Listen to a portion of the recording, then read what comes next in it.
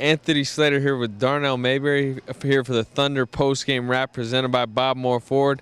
Game 3, Thunder prevail over the Spurs, kind of turn this series now is back interesting, and tonight was really, it's all about Serge Ibaka. Serge Ibaka's night, probably his best night as a pro, miraculously comes back from injury, scored 15 points, was great all night. What do you think? Yeah, it wasn't his best night as a pro, but it was his most amazing night as a pro. To deal with what he dealt with tonight, the calf injury, clearly he wasn't 100%, probably not even close to 100%. To come out here tonight and give that type of effort, play with the energy he played with. You didn't think maybe he'd be able to explode off the ground. He had 4 block shots. He was making his jumper, 6 of 7 from the field. 7 rebounds. I mean, the list goes on and on. I think he inspired the crowd. He inspired his teammates. Even if he's not 100% moving forward, he showed tonight he can impact this game. He can impact the Spurs offense at 50%, at 75%. Like you mentioned, blocking shots. Has he turned this series? I mean, he did what the Thunder needed him to do. And I think that's, he played with energy and effort, and he got the Thunder a win in Game 3. That's all the Thunder really wanted to do. Regardless of how it happened, the Thunder won Game 3. Now it's 2-1.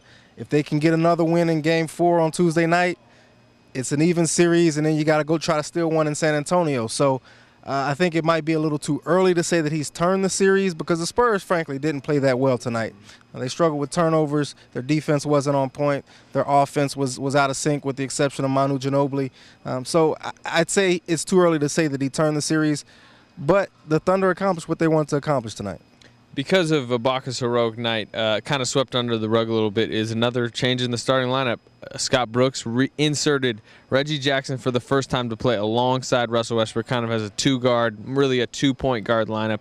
I thought it was a great move. I thought it worked out well. Reggie Jackson, 15 points, 5 assists, played some pretty good defense on Danny Green. Welcome to the new starting lineup of the Thunder. Is that what you're saying?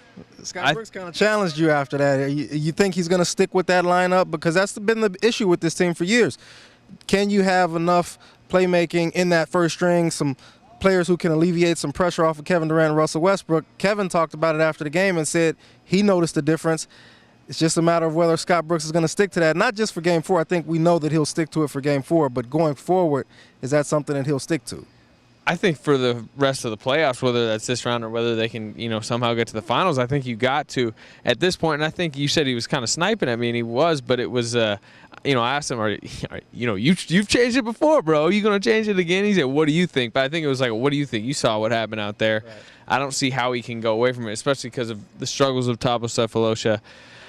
Reggie Jackson, starting 2-guard. Maybe they can keep him because of this in the offseason. But that's a different subject for a different time. Game 4, Tuesday night, big game. Yeah, huge game. I mean, if you lose it, the series is over. I mean, you got to win 3 straight at that point to win the series. And, the Spurs, I think both teams are going to come out and try to treat that game like a must-win. The Spurs know if they get that game, they're pretty much in control of the series. A commanding 3-1 series lead is what you always hear. If the Spurs lose, it's 2-2. You go back to San Antonio, the Thunder's got all the momentum, if there is such a thing in the postseason. And then you're talking about trying to get one game in San Antonio. All you need is one. Try to get home court advantage. Should be a good one. That'll do it for us at the Thunder Bob Moore Ford post-game wrap. For the best Thunder coverage team anywhere, stay tuned to newsok.com and every day in the Oklahoma.